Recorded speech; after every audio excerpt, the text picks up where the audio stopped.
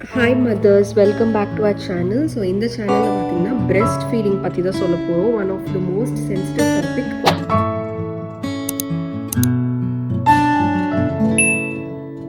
So breastfeeding அப்படின்றது பார்த்தீங்கன்னா the moment baby வந்து பிறந்த உடனே வந்து ஸ்டார்ட் ஆகிற விஷயம் தான் breastfeeding. ஸோ பிறந்து ஒரு கொஞ்ச நேரத்துலேயே வந்துட்டு ஃபஸ்ட் எடுத்தோடனே நமக்கு வந்துட்டு அந்த கொலஸ்ட்ரம் அப்படின்ற ஒரு மில்க் வந்துட்டு நம்மளுக்கு வரும். ஸோ அது வந்துட்டு ரொம்ப நல்லது அப்படின்னு சொல்லுவாங்க பேபிஸ்க்கு. ஸோ எடுத்தோடனே பார்த்தீங்கன்னா நம்மக்கிட்ட கொண்டு வந்து ஃபீட் பண்ண வைக்கிற விஷயம் வந்து அதுதான். அது வந்து ஒரு மாதிரி yellowish வாட்டரியாக அப்படி இருக்கும். ஸோ அதுதான் வந்துட்டு ஃபஸ்ட்டு வர்றது. ஸோ மாடுகளில் வந்துட்டு சீம்பால் அப்படின்னு சொல்லிட்டு நம்ம சொல்லுவாங்க. அதுதான் நமக்கு இங்கே கொலஸ்ட்ரம் அப்படின்னு சொல்கிறாங்க. அது ரொம்ப ரொம்ப ரொம்ப நல்லது. அண்ட் அது வந்து சில பேருக்கு பார்த்திங்கன்னா ப்ரெக்னென்சி டைம்லேயே வந்துட்டு சில பேருக்கு வரும். ஒரு 4-5 மந்த்ஸ் அப்போவே கூட வரும் அப்படின்னு சொல்லியிருப்பாங்க. நான் கூட ஒரு சில வீடியோஸில் ஃபஸ்ட்டு அந்த மந்த்லி வீடியோஸ் போடும்போது நான் சொல்லியிருப்பேன்.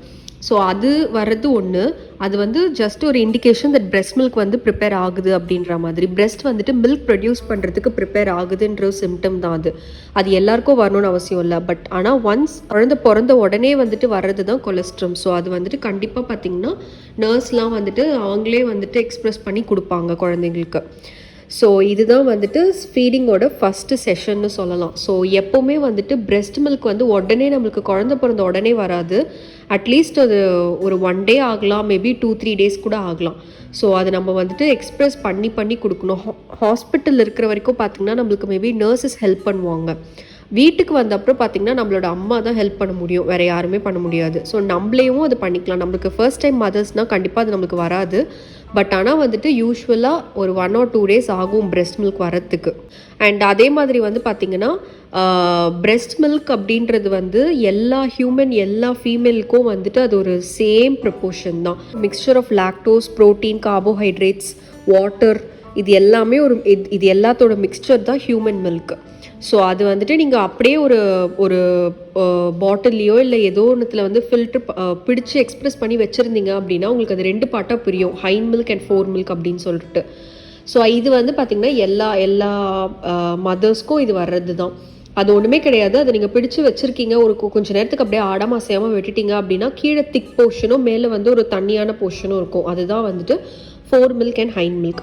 ஸோ இது எல்லாமே நான் அப்புறம் சொல்கிறேன். ஸோ இதுதான் வந்து starting of feeding. So breast feeding அப்படின்றது ரொம்ப ரொம்ப இம்பார்ட்டண்ட். எடுத்தோடனே நம்ம வந்துட்டு கொலஸ்ட்ரம் தான் வந்து பாப்பாவுக்கு கொடுப்போம். அண்ட் கொஞ்சம் கொஞ்சமாக ஃபீட் பண்ண அவங்க வந்துட்டு சக் பண்ண தான் நம்மளுக்கு வந்துட்டு உள்ளே வந்து சிக்னல் மாதிரி போகும். லைக் ஒரு பேபியோட சக்கிங் போகும்போது தான் அது ஒரு இண்டிகேஷன் மாதிரி போகும். லைக் இந்த மாதிரி ஒரு மில்க் தேவைப்படுது, மில்க் டிமாண்ட் இருக்குது அப்படின்னு. ஸோ இது டிமாண்ட் அண்ட் சப்ளை மாதிரி தான். ஸோ டிமாண்ட் இருக்க தான் உங்களுக்கு மில்க் ஃபார்ம் ஆகிட்டே இருக்கும். ஒன்ஸ் பாப்பா வந்து குடிக்கிறது நிறுத்திடுச்சு அப்படின்னு பார்த்தீங்கன்னா உங்களுக்கு ஆட்டோமேட்டிக்காக வந்துட்டு மில்க் வந்து ஃபார்ம் ஆகாது. ஸோ ஃபஸ்ட்டு 6 மந்த்ஸ் வரைக்குமே பார்த்திங்கன்னா உங்களுக்கு நல்ல ஃபீடிங் இருக்கலாம், நல்ல மில்க் சப்ளை இருக்கும். அன்லெஸ் அண்ட் அன்டில் நீங்கள் டேரெக்டாக ஃபீட் பண்ணுறீங்க அப்படின்னா. ஸோ ஃபீடிங் அப்படின்றது ஃபஸ்ட்டு டேலேருந்து ஸ்டார்ட் ஆகி அது அன்லெஸ் அண்ட் அன்டில் பாப்பா டிமாண்ட் இருக்கிற வரைக்கும் கொடுக்கலாம். இல்லை உங்களுக்கு வந்துட்டு கொடுக்கணும்னு நினைக்கிறவளுக்கு கொடுக்கலாம், இல்லை உங்களுக்கு மில்க் இருக்கிற வரைக்கும் நீங்கள் கொடுக்கலாம். ஸோ அது மேக்ஸிமம் 2 இயர்ஸ் அப்படி வச்சுக்கலாம். சில பேர் வந்து இப்போ 4-5 இயர்ஸ் வரைக்கும் கூட கொடுக்குறாங்க. ஃபஸ்ட்டு மந்த்ஸ்லேருந்து ஒவ்வொரு மாதத்துக்கும் அதுக்கான நியூட்ரியன்ஸ் வந்து மாறிட்டே இருக்கும். ஒரு ஃபஸ்ட் டேயில் இருக்கிற நியூட்ரியன்ஸ் வந்துட்டு பார்த்திங்கன்னா செகண்ட் மந்த் எண்ட்லேயோ செகண்ட் மந்த் ஸ்டார்டிங்லேயோ இருக்காது. ஸோ ஃபஸ்ட்டு மாத குழந்தைக்கு என்ன தேவையோ அந்த நியூட்ரிஷன் இருக்கும். 2வது மாத குழந்தைக்கு என்ன தேவையோ அந்த நியூட்ரியன்ஸ் இருக்கும். ஸோ அந்த மாதிரி ஒரு மாதமும் அதோட நியூட்ரியன்ஸ் வந்து மாறிட்டே இருக்கும். ஓகே, ஃபீடிங் அதே மாதிரி டைரக்ட் ஃபீடிங் பண்ணுறது தான் ரொம்ப நல்லது. ஏன்னா இப்போ நிறைய குவெஸ்டன் இருக்கும். இப்போ நீங்கள் ஒன்ஸ் ஃபீட் பண்ண ஸ்டார்ட் பண்ணிட்டீங்க, உங்களுக்கு வந்துட்டு ஃபஸ்ட்டு 2-3 டேஸ் உங்களுக்கு வந்து பொசிஷன் வராது. அண்ட் எப்படி கொடுக்கணும்னு தெரியாது. லைக் க்ளீன் பண்ணி கொடுக்கணுமா, இல்லை அப்படியே கொடுக்கலாமா, தூங்கி எழுந்து உடனே கொடுக்கலாமா, எதுவுமே உங்களுக்கு தெரியாது. பட் அஃப்கோர்ஸ் டாக்டர்ஸ் எல்லாருமே உங்களுக்கு அட்வைஸ் பண்ணுவாங்க என்ன பண்ணணுன்ட்டு. பட் நானும் என்ன சொல்வேன், எனக்கு என்ன அட்வைஸ் இருந்துச்சுன்னா, நீங்கள் வந்துட்டு தூங்கி எழுந்து உடனே கொடுக்கலாமா, க்ளீன் பண்ணிட்டு கொடுக்கலாமா அப்படின்னா க்ளீன்லாம் எதுவுமே பண்ண வேண்டாம். நீங்கள் போயிட்டு சோப்பு போட்டு வாஷ் பண்ணிவிட்டு அப்படிலாம் நீங்கள் கொடுக்கக்கூடாது.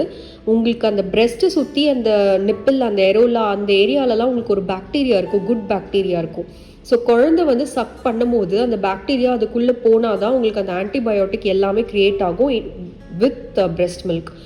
ஸோ அதனால் அந்த இடத்த நீங்கள் சோப் போட்டு ஒவ்வொரு வாட்டியும் வாஷ் பண்ணிவிட்டு கொடுக்கணும் அப்படின்றது கிடையாது. நீங்கள் ஒன்ஸ் குளிக்க போகும்போது ஃபுல்லாக நீங்கள் எல்லாத்தையும் உங்கள் எப்பவும் போல் குளிச்சுட்டு கடைசியாக கொஞ்சம் நீங்கள் ஒரு 2 பிரெஸ்ட்லேயும் வந்துட்டு மில்க் மட்டும் லைட்டாக கொஞ்சம் எக்ஸ்ப்ரெஸ் பண்ணிவிட்டு வரலாம். இது ஏன் அப்படின்னா மேபி நீங்கள் சோப் அதெல்லாம் போட்டு வாஷ் பண்ணுறீங்க, அந்த சோப் வந்து அந்த இடத்துல இருக்கலாம், சரியாக வாஷ் ஆகாமல் இருக்கலாம், எப்படி வேணாலும் நீங்கள் எடுத்துக்கலாம்.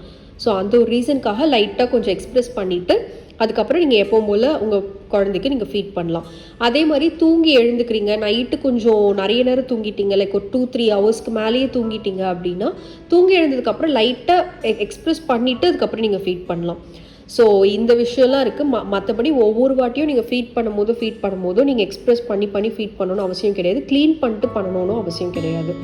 ஸோ இதுதான் வந்துட்டு பிரெஸ்ட் ஃபீடிங்கோட இனிஷியல் ஸ்டேஜஸ். ஸோ 1 or 2 டேஸில் வந்துட்டு உங்களுக்கு மில்க் நல்லாவே சப்ளை ஆகும். ஸோ இதுக்கப்புறம் நான் வந்துட்டு என்னென்ன டைப்ஸ் இருக்குது, என்னென்ன பொசிஷனில் ஃபீட் பண்ணலாம், அதோட பெனிஃபிட்ஸ் என்ன அப்படின்றத நான் நெக்ஸ்ட் வீடியோவில் சொல்கிறேன்.